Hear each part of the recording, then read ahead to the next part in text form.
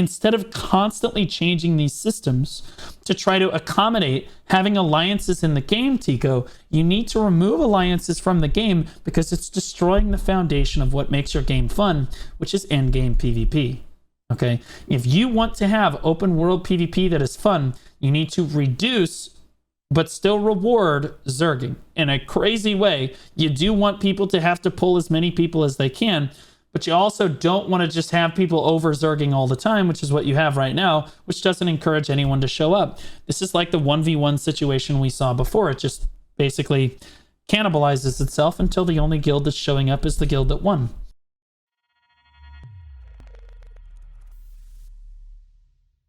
We have the new Tico Talks and Ion Silicium. Okay. And apparently there are some big changes proposed in here. I have heard very conflicting things about what Tico is about to propose to us here. So I'll give my take on it after I hear what his ideas are, and then we're going to listen to some content creators. Welcome back to Tico Talks Throne and Liberty. My name's Tico, and I'm the Globalization Design Manager at Amazon Games for Throne and Liberty. The last 3 weeks following the launch of our expansion, Wilds of Talandre, have been incredible, and I've been having a ton of fun with all the new content and progression systems. Today, I want to talk about some topics that have come up since launch. I want to start by acknowledging that we should have done a better job communicating where each piece of gear would come from and when it would be available. True. I have no idea. Like, I thought that we were getting all of Wilds of Talandre except for like Nebula Island and like the artifacts. Like, but we were getting like everything, and then we're getting Nebula like the next week or whatever. Instead, we're getting like a stepwise function of all these different like gear and stuff. Like some gear is releasing 1 week, and then the other gear is not out yet. Like, I don't know. Like what? Distributed gear in Talandre similar to launch and Tier 1, which we believe fostered evolving metas as different equipment became accessible over time. While many players have compared our gear distribution to the current Korean service, it's worth noting that even there, gear released over time. Guys, you never want to relate anything to how they did it in Korea. Korea has like 9 active players. When they want to like get feedback from the Korean community, they can literally pull them into the official Discord and just like pull them all into a call together and talk with them. There's like under 100. It's crazy. Remaining gear will be available by April 17th. Like they can all fit in one channel in Discord. It's not one call like Concord, but like Material transmutation that includes Tier 2 gear as rewards will also arrive on March 27th. We'll do a better job of communicating this type of information in the future. We're making changes to the difficulty and rewards of solo dungeons. Our vision for solo dungeons was to provide relaxing solo content that could aid players. It is not relaxing. I want to tell you right now, the T1 dungeons are not relaxing, bro. You are locked in. And learning combat mechanics before tackling more challenging co-op dungeons. There are 3 areas we want to focus on improving. The difficulty of our entry tiers is too high. The rewards don't justify the time investment, and some bosses are significantly more difficult for builds without self-healing. On March 27th, we're implementing several changes to address these issues. First, we're reducing the difficulty for Tier 1 and Tier 2 of solo dungeons to make them. Thank God, bro. I'll be honest, dude, I almost just ran like the Tier 1 version because like, dude, I could just get it done faster. Dude, it took like 15 minutes to like clear like one of these more accessible. Second, we're introducing a new lifesteal element for solo dungeons to provide sustain for builds that lack self-healing. This will apply to all tiers except Tier 5, which will maintain its challenge level. We're also significantly improving the reward pool by removing Tier 1 gear and replacing it with Tier 2 tokens. That's pretty bug. That's definitely a much better approach, bro. At the end of every dungeon, you fight your way to the end. It's like 15 minutes of straight fighting, like fully locked in. And then you get to the end, you're like, this is garbage. I found garbage. Like, bro, the rewards were just so ass. And adding purple runes. For completing Tier 5, you may also receive Nebula accessories. Solo dungeons are still fresh, so please keep sharing your feedback to help us, and we will keep improving them. We've received lots of positive feedback about the new field boss modes, but are making changes to improve boss kill rates. No. See, and this is the problem. It's like, oh, everybody loves the new field boss. Blue Squadron was wrong. Nope. Guaranteed, the conflict field bosses within 2 to 3 months, gone. Vaporized. Everyone will hate it. I said this before, I'll say it again. Forcing guilds to 1v1 all the time is a terrible idea. Horrible idea. 1v1s every once in a while are good because they provide beef for guilds and guilds can fight each other and it creates competition. 1v1s every day beat the sense out of you. There's no copium that you're going to get better. It is just a reminder every single day that you are a worse guild and they know it. Okay? It is miserable. And so what ends up happening is if this is going to be a miniature example. Of course, there are many guilds participating. But if you have guilds 1, 2, 3, and 4 ranked as like such, like guild 1 is the strongest, guild 4 is the weakest, right? 1 is going to fight guild 2. Guild 3 is going to fight guild 4. What? Okay, I don't know why I keep typing 3 twice. Guild 5 is going to fight guild 6. Well, no matter who guild 6 gets paired with, they always lose. Every time they lose every time. So you know what guild 6 does? Chat, what does guild 6 do eventually? You show up and you have to 1v1 anybody, whether it be 5, 4, 3, 2, or 1. You're going to lose every time. What does guild 6 eventually stop doing? They stop showing up. They're done. They quit. It's over. It's chover. Then guild 5 starts. Then now guild 5 is the weakest. Whereas before, guild 5 was having fun, nothing but bangers, as C-Zane would say. Like nothing but bangers. All right, before, now they're like, oh shit. Oh, now we lose no matter who we fight. Then guild 5 stops having fun with the game. Okay, so what does guild 5 do? They stop playing. Now we come to guild 4, and then guild 3, and then guild 2. And the system cannibalizes itself all the way down to nothing. In order to make a system for conflict bosses that is actually meaningful and actually encourages the weakest guild to show up and play, which is what the important thing is when you're going to make a PvP system, is the weakest guild has to be encouraged to show up and play in a format that allows them to potentially win some of the time. Okay? So in this case, you need to make it a team format. So if you put guilds 1 and guild 6 on the same team, okay, guilds against guilds 2 and guilds, 4, guild 6 actually has a chance of winning, right? And they have a reason to show up to the boss because they might get rewards because their teammate is going to be paired with, they're going to be paired with a teammate that is actually strong enough to help carry them through, right? They're still going to be encouraged to show up, which still encourages them to continue getting stronger so that they can perform better to fight guilds 2 and 4. Maybe eventually they'll find themselves in the 4th guild position and they'll swap teams, right? That is usually how it works. This encourages guild 6 to actually show up and participate in the game mode, right? Because guild 6 has potential to get rewards because if guild 1 wins, guild 6 wins, right? And it also gives guild 4 a chance to show up. But most importantly, it gives the lowest tier guild much more incentive to show up and play the game, and you don't have the scene constantly cannibalizing itself. Then every once in a while, you can have 1v1 battles. I think inter-server is a decent example of what maybe we might be able to have, but I think inter-server is a 1v1v1. Correct me if I'm wrong. I think inter-server is like a 1v1v1. And that's not exactly what I'm proposing here. I think that conflict bosses, there's no team fighting in Throne and Liberty. I do think that it does itself in a tremendous disservice. There should be some mode where you can team fight with other guilds. And there should be a reason to show up to conflict bosses, even if you're a weaker PvP guild, right? Like, there just should be. What if they use the current guild ranking system to bind pair teams with participation rewards? Only issue I can think is the top guild gets punished regardless. Top guild's not getting punished. I think that, again, they would have to use the guild ranking system, 100%. Like, they have to use the guild ranking system to be able to rank the guilds in order. Otherwise, nothing works. But they already have a guild ranking system, so it'd be relatively easy to implement this. And by the way, you could make 3v3s too. You could have 1, 4, and 5 fight 2, 3, 6. That's an interesting and dynamic fight. And to be honest with you, depending on how many people show up for each guild, could go crazy different ways, right? Like, I think that like there's a lot of different team fighting options that they could have. It makes conflict bosses engaging and fun. Neither side is really getting zerged, so you don't have the zerging issue that we're trying to avoid. At least that was the original reason that we created this system in the first place, is you're trying to avoid guilds zerging each other.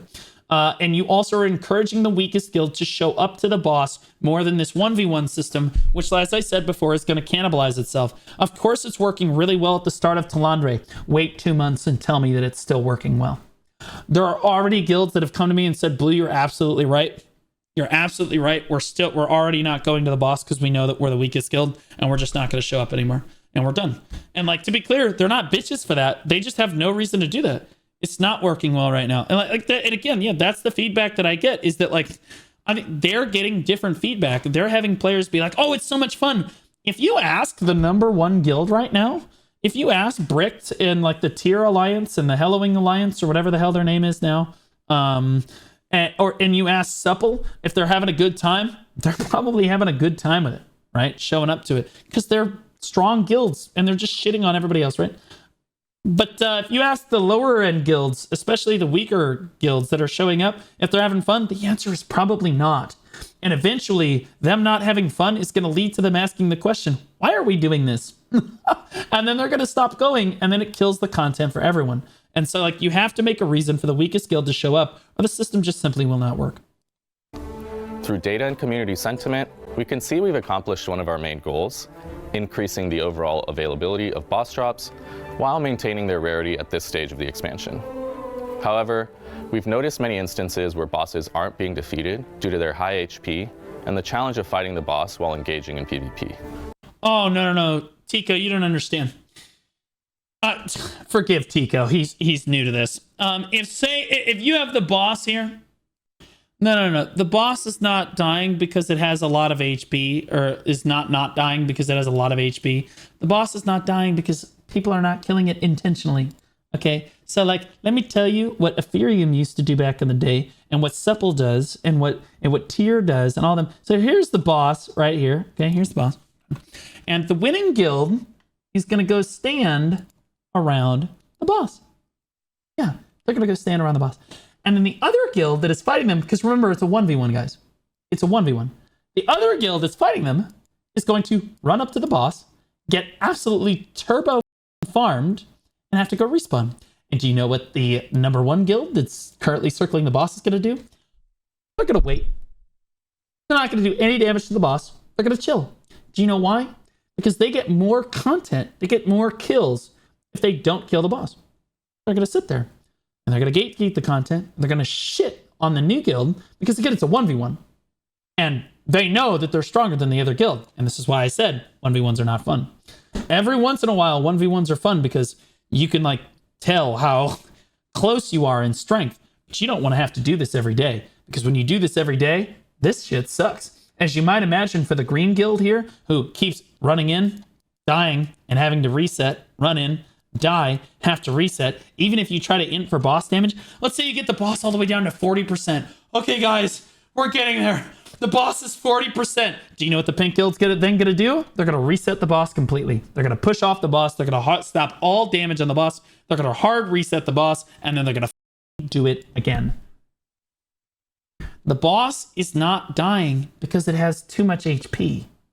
The boss is not dying because you've created a system that does not encourage people to kill the boss. They lose. The content is not the boss. Tico. My sweet summer child. The reason that people go to conflict bosses is not because the boss loot is really good. That's why we go to arch bosses. Okay. This shit's ass. You know, we can just buy this off the market, no big deal. Okay. We go to the bosses so that we can farm people. That's why you go to bosses. Okay, and they're just going to sit there and they are going to farm you repeatedly. Okay, because they're going to they're farming the content that the game has prepared for them. Tico has prepared a farm simulator of the weaker guild in the 1v1. The boss is there as collateral to make the other guild want to come fight them consistently. But you'll notice that after a while, the weaker guild is just going to give up. In that scenario I just described, I guarantee you once you've established dominance, okay? Once you establish dominance over the other guild, that's how every single conflict boss plays out. You sit there and you just continue farming the other guild while killing the boss as slowly as possible, basically, so that you can farm them as much as possible until time runs out. Because the actual content there is being able to kill other players. We don't really care as much about the boss. That's the brutal truth. If you really want the boss to die in these fights, you need to make it a team fight. And then, to be clear, the boss still might not die, but it would still be a lot more fun than what it is right now. Because right now, you have green running into pink, and green is just getting turbo farmed. It's just getting turbo farmed. At least green would have a chance of getting something done. No one cares about the boss. Okay, it's almost better to just have it. You can almost just remove honestly, the boss mechanics are fun to play around. But like, you could just remove the boss altogether and make some other fighting game mode for them to fight over. And they would still have just as much fun and show up for it because their content is killing each other, not the boss. Anyway. On March 13th, we introduced a temporary 30% HP reduction. I've been doing this a long time. To field bosses. On March 27th, we'll revert that, but we'll introduce a new feature that applies a debuff to gradually reduce the boss's HP. This debuff will start 20 minutes into the fight and continue until the boss reaches 10% HP. 20 minutes? We gotta sit here and get farmed for 20 minutes before the boss starts losing HP. Tico, that ain't gonna work, homie. That's not gonna make it any better, bud. That shit, bro. I don't want to sit there. Bro, you gotta sit there because you're not gonna get any loot at the end, okay? Like, you basically what it comes down to at that point is, okay, guys, we're gonna have to sit here and get farmed in the Thunderdome for 20 minutes. Then the boss is rapidly going to lose HP. Isn't the boss only up for 30 minutes at a time? I thought the boss despawned. I thought it was like 30 minutes, but maybe I'm wrong about that. But within 10 minutes, the boss is basically going to drop down to 10% HP. And at that point, they're just going to one-shot it. That's it. They're just going to one-shot it. They're going to collect all the loot. You're not going to get anything anyway. It doesn't matter. Which should significantly increase the success rate in all modes. Like, the only thing that this does is that the weaker guild can wait until like 29 minutes and then just go in and try to just zerg the boss as hard as they can. Basically, they're going to turbo int. They're all going to die, but they're going to hit the boss. They're going to try to get as much contribution as they can to get as much, and try to snipe the boss. That's it. But they're still going to turbo int and get farmed for the first 20 minutes. It's not it, bro. That's not it. We'll continue monitoring field boss encounters and make additional adjustments as necessary to ensure GVG and Dominion versions remain meaningful and engaging. When Trait Resonance arrives, it will come with some important player-friendly changes. Trait Resonance adds an extra trait to your gear. That trait has no leveling requirement, but it unlocks differently. You'll need to complete a piece of gear's other traits first, then unlock it with a new item called... It's just another trait? So we had like 3 traits, now we got 4? Trait Resonance Stones. This feature matters because as we fine-tune Tier 2, these traits will tie into balance. Okay, sure. Although originally planned for March 27th, sure, we've decided to delay the introduction of this system. With the existing progression systems already being worked through, we don't want to overburden players with another one at this time. We don't have any new content beyond Talandre, so we need to give the developers time to come out with the next expansion because otherwise everyone's going to stop playing our game in a couple months and we're not going to have an answer. All right. We expect Trait Resonance to arrive in late April with 2 significant changes. First, players can immediately select their preferred trait instead of doing a random roll. Second, we're substantially reducing the cost of unlocking your Trait Resonance. There's something thrilling about farming in Nebula Island with the constant risk of PvP. Our primary goal for Nebula Island is to foster engaging party versus party battles while keeping guild versus guild gameplay more focused on the bosses within the zone. Okay. However, since players can keep recharging their time, larger guilds and alliances can maintain a constant presence, preventing meaningful competition. Perfect. So we're going to break the alliance system so that guilds can fight with each other all the time on Nebula Island, and it's only guilds. Down to 70-man guilds. That way everybody has a chance of actually winning. Right now, if in alliances, having to fight 240 people that are always online and always there, or over 100 people, is a daunting task. 150 people that are basically there all the time, at least, is kind of a daunting task, right? Because they have 240 people to pull from. Inevitably, at least half of them are going to be online at any given point in time if they're an active guild. And if they're the most active guild on the server. It's just the truth, right? You're just not going to be able to fight that. However, if you have just a guild, which is a 70-man total core, and they're not allied with anybody, because they're not allowed to ally with anybody, well, then it's a much more approachable fight, right? Because then 2 guilds that only have 20 people online can fight the guild that only has 30 people online, right? Because like a 70-man guild at any given point in time is only going to have like 35, 40 people online. Even the most active guilds are kind of like this. Even during peak hours, maybe you got 50 people online, and not all of them are going to be at Nebula. So like, it's a much more approachable thing when the total number of players you can pull from is 70 instead of 240. You would reduce zerging by a colossal amount, by an insane amount, right? So like, just take alliances away and make it 70-man max guilds that can help each other on Nebula Island, and you're good to go, right? That's it. I haven't really seen anything too controversial in here quite yet, but I think he's about to say something stupid. I love Tico. I think he's about to say something stupid. Let's listen to this again. This is guild gameplay, more focused on the bosses within the zone. However, since players can keep recharging their time, larger guilds and alliances can maintain a constant presence. Good to have you back. Thanks a lot. I appreciate you. How you doing, Saiga? Good to see you too, buddy. Preventing meaningful competition for smaller groups. On March 27th, we're making adjustments to Nebula Charge Stones. Stones will be removed from drop tables and merchants, meaning you can no longer acquire them through standard gameplay. Aren't those the thing that you use to recharge your Nebula points so that you can do Nebula all the time?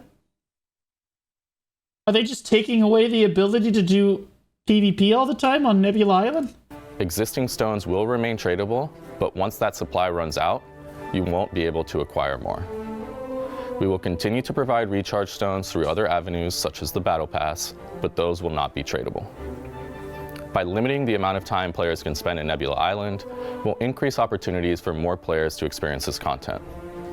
We'll Nope. Huge miss. Huge miss again. Oh, God, bro.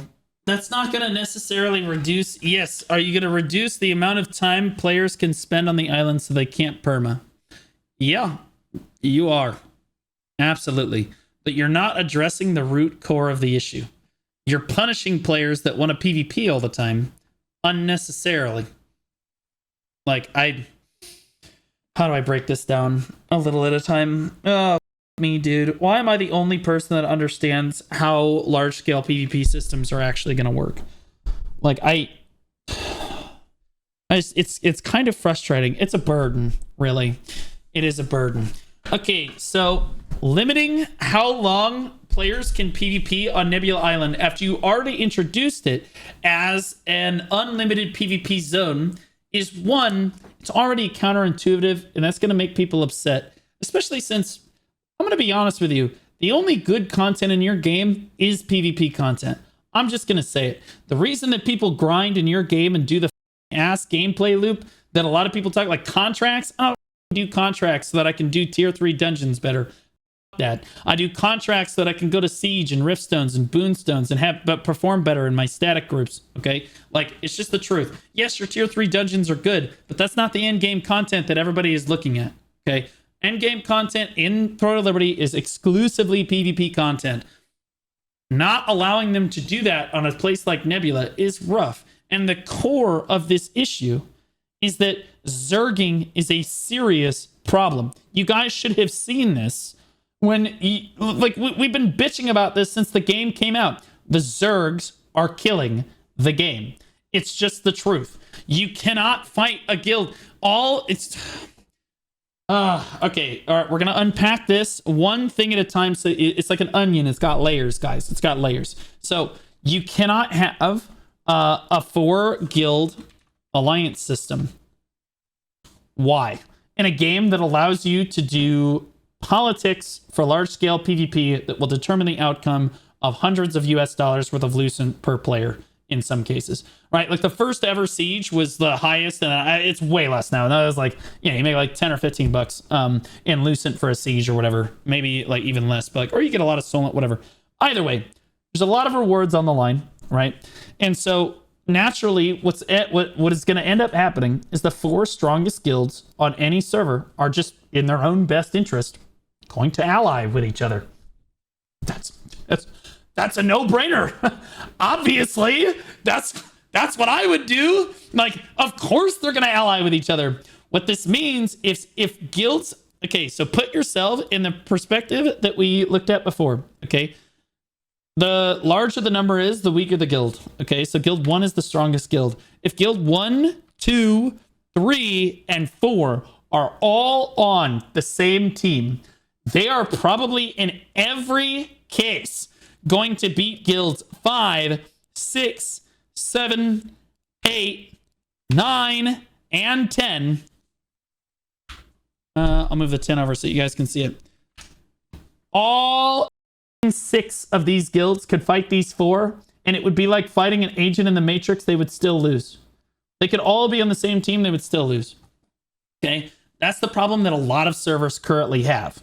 Okay, because the game encourages you to basically ally with the strongest ally that you can find so that you can be as competitive as possible and dominate the end game content, things like Siege, right? Or even Rift and Boonstones. If you're allied with guilds 1, 2, 3, and 4, they're probably not going to want to fight you on a Boonstone, which means at best, if you're guild 3, okay, and you're allied with 1 and 2, sweet, that means the only people that can drop on your fucking Boonstone are guild 5. Please come drop on our Boonstone. You know what I mean?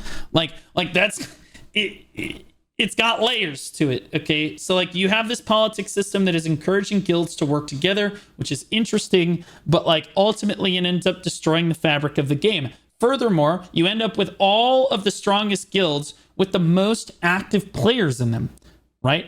The number of people that guilds 5 through 10 can actually pull collectively at any point during the day is probably less than guilds 1 through 4. It's just the truth.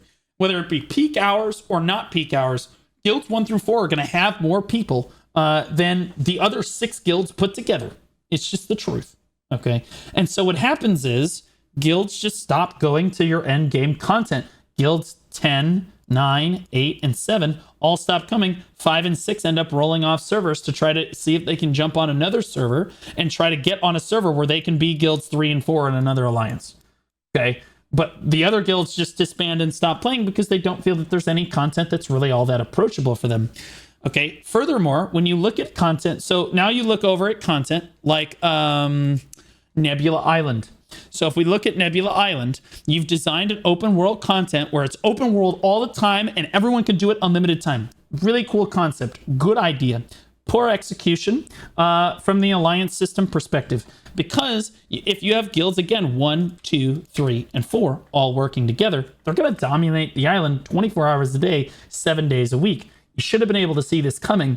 I don't understand how I have to necessarily explain this, but evidently I do. But like, these 4 guilds are basically just going to, the top alliance on the server is going to dominate the island at all times of the day. Every once in a while, you might have a server where there are actually 3 top alliances. Like one alliance is number 1, the second alliance isn't too far off them, and then there's a third alliance, and then like they kind of fight each other. But that's really uncommon. Usually alliance 3 ends up rolling off, and then 1 and 2 fight each other until 2 off, and then it's just 1 again by themselves. But in most cases, you have 1 alliance that's going to dominate Nebula Island all the time. The solution to this is to make it approachable. Again, all of your systems, we're going to go back to what I said earlier, all of your endgame systems for PvP need to be inclusive for the lowest level of guild. So in this case, guild 10 has to want to be able to show up to Nebula Island, right? If they're allied with guild 9, 8, and 7. Let's just, for posterity's sake, let's say that these 4 guilds can muster up, I don't know, 40 people total. Out of the 240 or 280 people in their alliance, 280 people in their alliance, they could put 40 people at any given point in time, right? Like, okay, well, shit. The Other guilds 1, 2, 3, and 4, at any point in time can always pull 150 or so.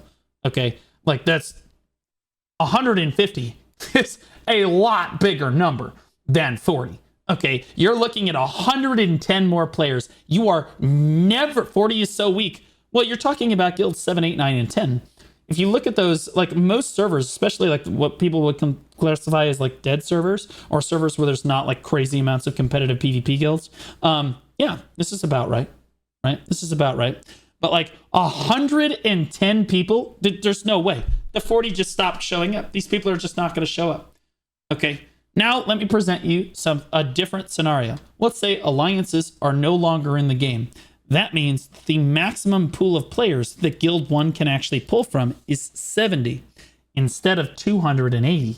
Okay, so now only a maximum of 70 players can be online at any given point in time. And I don't know about you guys, but the last time I saw 70 players online was really only for Siege. So realistically speaking, Guild 1 is only going to have, what, 40 people online at any given point in time? Let's say that all 40 people are at Nebula, which is not going to happen. But let's say for argument's sake that all 40 people are at Nebula. Well, then you have Guild 7, you have Guild 8. Since it's open world PvP, you're going to have a bunch of different guilds, 8, 9, and 10. Let's say that all of these guilds are really only able to muster maybe 10 players a guild, because we go back to our early number of 40, right? These guilds can only muster 10 players a guild. Well, the difference between 40 and 10 is only 30 players. It's still significant, no question. However, you still have 30 more players that are all fighting in kind of a free-for-all format. Will Guild 1 still be on top? Absolutely. But because they have to fight Guilds 2, 3, and 4, and 5, and 6, and 7, and 8, and 9, and 10, it basically will mean that Guild 10 is still encouraged to show up to the fight, because what Guild 10 can then do is they can show up and find scraps, right? They're like, okay, well, we're not strong enough to fight Guild 1 straight up, but they're busy fighting Guild 2, 3, and 4 at the same time, right? We can go fight this other boss, or we can go fight this other objective and maybe find some scraps on the back foot. Maybe they have to fight Guild 9. Maybe they have to fight some of the people in Guild 8, and they bring a few more people than those guilds do, right? It's a little bit more competitive. The guilds can actually fight each other because, again, each guild is pulling from a smaller group of players. And what happens is you have much less zerging going on. Because, again, when you're pulling from 280 players, you're pretty much always going to have at least 120 to 150 people online at any given point in time. That's an extremely uphill battle, especially when all of the other guilds on the server are much less active than you, right?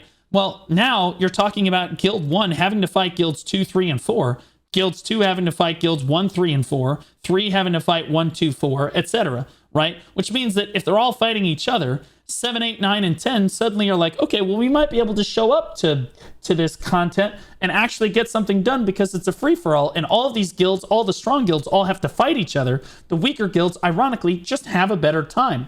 But when you have all of the strong guilds on the same team, none of the other guilds on the server get to actually have fun. Okay, so you have to break up all of the strong guilds and force them to fight each other in that free-for-all format, so that the lower guilds feel like they can show up and have a good time with the content. Does that make sense? Nebula is cross-server with 3 servers. Okay, so all right. You've missed. Okay, it's the same thing, but with 3 servers. Okay, so like, again, there's always going to be a top alliance that is dominating, all right, over the other people. Whoosh, I know, dude, it's literally insane. So there's still one top alliance. If 3 servers, if 1 server, if 2 servers, it no matter. There's still one top alliance that is way better than everyone else, and they're always going to dominate it. Always. Okay? And it's going to be the same thing every time. If you break this up so that boom, boom, boom, boom, suddenly 1, 2, 3, and 4 are all fighting each other, right? And it's an absolute clown fiesta. Guild 5 and 6 can, maybe the boss is open. You know what I'm saying? Like they eat a little bit. They get to eat a little bit. Right? That's how it works. So in open world PvP, it is always going to be a Zerg fest, but you have to reduce the amount of potential Zerging that guilds are actually allowed to have. Having it be an inter-server is absolutely 100% A-okay, fine. That's not the problem here. The problem is there's always going to be one alliance that is dominating, and you are always going, instead of constantly changing these systems to try to accommodate having alliances in the game, Tico, you need to remove alliances from the game because it's destroying the foundation of what makes your game fun, which is endgame PvP. Okay? If you want to have open world PvP that is fun, you need to reduce but still reward Zerging in a crazy way. You do want people to have to pull as many people as they can, but you also don't want to just have people over Zerging all the time, which is what you have right now, which doesn't encourage anyone to show up. This is like the 1v1 situation we saw before. It just basically cannibalizes itself until the only guild that's showing up is the guild that won. Okay? You need to create a system that allows the weaker guilds to show up. And so what you've done here is you've shifted toward a more PvE focus for Nebula, which is supposed to be an unrestrained PvP. I'm sorry, you didn't use the word unrestrained. BDO developers used that. You said that it was supposed to be this open world PvP thing that was on 24/7. Okay? Now it's going to be kind of a PvE game mode, because what guilds 8, 9, and 10 are going to do is they're just going to wait until the other guilds aren't on anymore, and then they're going to try to sneak through, not do any PvP at all, try to sneak the bosses and get the fuck out. Okay, so you're not really encouraging player interaction by limiting players' ability to do the content.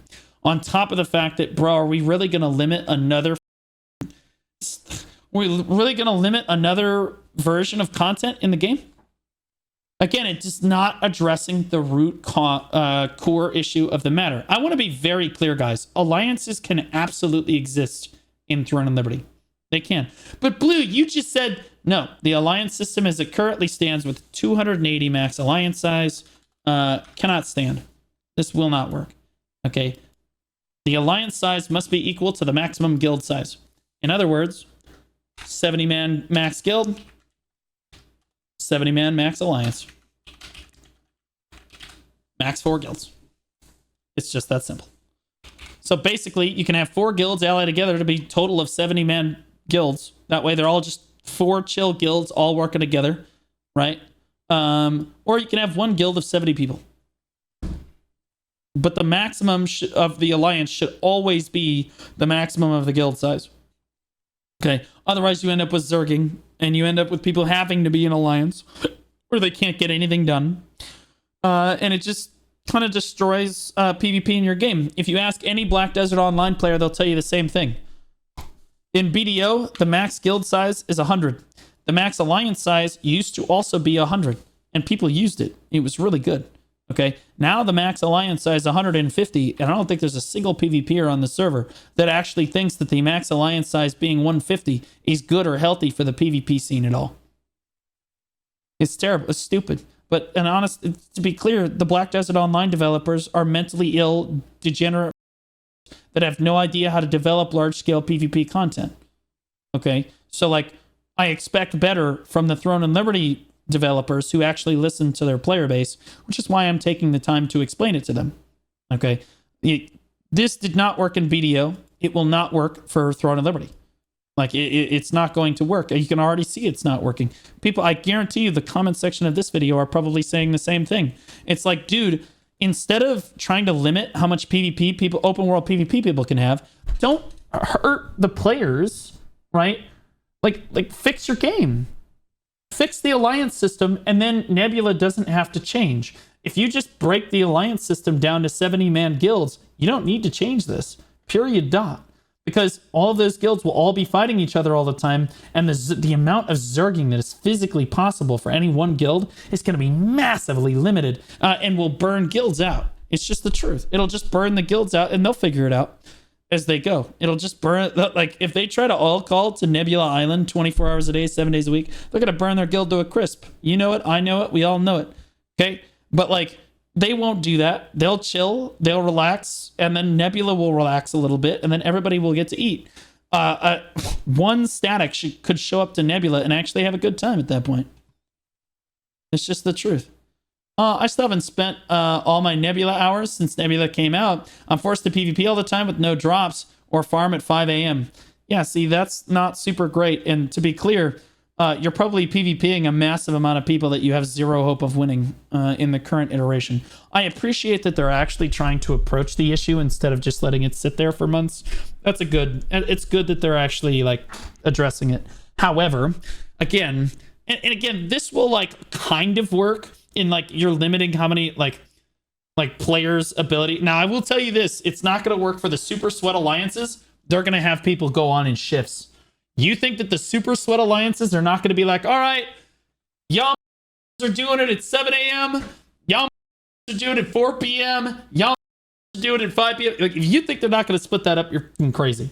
Okay, they're going to still try to do the exact same thing. They're going to try to lock down the content in the exact same way. It's not really going to help at all, right? Unless you're doing it at 5 a.m., in which case, you know, the 5 a.m. people boys got to be on their shift. But like, yeah, I don't really think that this is necessarily going to super help at all. It's really just going to punish the players that really enjoy Nebula Island the most. You're going to punish those players instead of just fixing the system that is really the core of the issue in the first place. Is a serious no-no. You really just want to fix the core of the issue. The core of the issue here is that your alliance system is destroying some of the other systems in your game, and it has to go. We liked some of the systems in your game, but this is just not it. The alliances have to go. You just rebalance Siege. No big deal. It shouldn't be that big of a deal. You can add a couple things here or there. I trust that they could fix that. But aside from that, the alliance system needs to go, and then you don't have to change Nebula in this way. Changing Nebula in this way, in my opinion, punishes the player that play your game the most, and players that play your game the most, and that's just not a good idea. It's just not. Evaluate if this approach meets our intended goal and may consider bringing tradable stones back, but with weekly consumption limits if appropriate. Let's talk about Deadly Marker, a skill from Longbow that reduces cooldowns for the entire group. The ability to stack this skill has created a situation where parties feel multiple longbows are mandatory for optimal performance. Yes, sir! Dude, do you know what I used to say in Reassembled? Is I'm like, bro, if you're a DPS or a healer and you don't have a bow in your hand, you're griefing. You're just hard griefing the whole guild. I do not care. That was before Spear came out, to be clear. That was before Spear came out. I was like, you're just hard griefing all of us. And it wasn't even just that. It was also Flash Wave. It was just ridiculous. Yeah, I think Deadly Marker, when I started playing bow, I was like, this skill is stupid. Especially against bosses, but I wasn't gonna say anything. But like, bro, against like bosses and shit, bro, that you know what I mean? Which isn't the team composition diversity we want to encourage. I'll be clear though, I was told not to run Deadly Marker in PvP though. So, I don't know. I think in large scale PvP, Deadly Marker's not as good in my opinion. But like in small scale, like 3v3, where you can actually focus certain targets and stuff, yeah, I can see Deadly Marker still being really good. On March 27th, we will apply a change that limits Deadly Marker to a single stack per enemy at any given time. Oh, yeah. So this is the nerf that already came through. We will also provide buffs in He's talking about PvE? PvE. Are you sure? Because he's also talking about... The ability to stack this skill has created a situation where parties feel multiple longbows are mandatory for optimal performance. The reason I thought he was talking about PvP is because he's showing PvP on the screen. Which isn't the team composition diversity we want to encourage. On March 27th, we will apply a change that limits Deadly Marker to a single stack per enemy at any given time. We will also provide buffs in PvE to Zephyr's Knock, Decisive Sniping, Strafing, and Brutal Arrow. We believe this will give players more freedom when building team compositions for PvE group content, while still keeping Longbow as a worthy addition to any team. Thanks so much for your continued support. Yeah, no, I basically, and I'll be honest with you, hot take, I liked the dead. I'm a bow user right now. I liked the change. I thought it was good because see, now I can use Blitz on different other skills instead of just Deadly Mark, Blitz, Deadly Mark again, every time it comes up. Now I actually have to choose. I like that. It gives it like a higher skill ceiling. It's fun, right? Knowing which one to use Blitz on. Every day, you help us improve Throne and Liberty. If you haven't already, please fill out our player. It's probably funny if you're a Black Desert player that watches my Throne content too, because you like Throne or whatever. my approach to like how I speak to the developers and how I give feedback in this game is wildly different than BDO's. Wildly different, because I feel in this game that when I give the feedback and I explain it like in a constructive way, they could hear it and actually take it into consideration, right? And like actually make changes to the game that are like reasonable.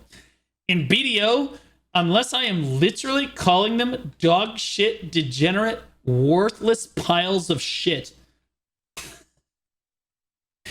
they are not listening. They don't care. Like, you legitimately, like, I have to go in on them to get them to listen to anything, and then finally they will listen to something. I feel like the TNL devs actually do listen to the player base. Player survey, which is currently live. You can access it directly from the Silesian bulletin in-game. And now for our community question. What upcoming season or event would you most like to see make its way into Silesium as a limited time event? Oh, event. Please like and subscribe if you want to see more of these videos. Thanks so much for watching, and I'll see you in Silesium. Yeah, add a boob slider. Boob slider event. Damn it, missed opportunity. Missed opportunity. I was boob slider. Oh, an event. Boob slider event. Damn it.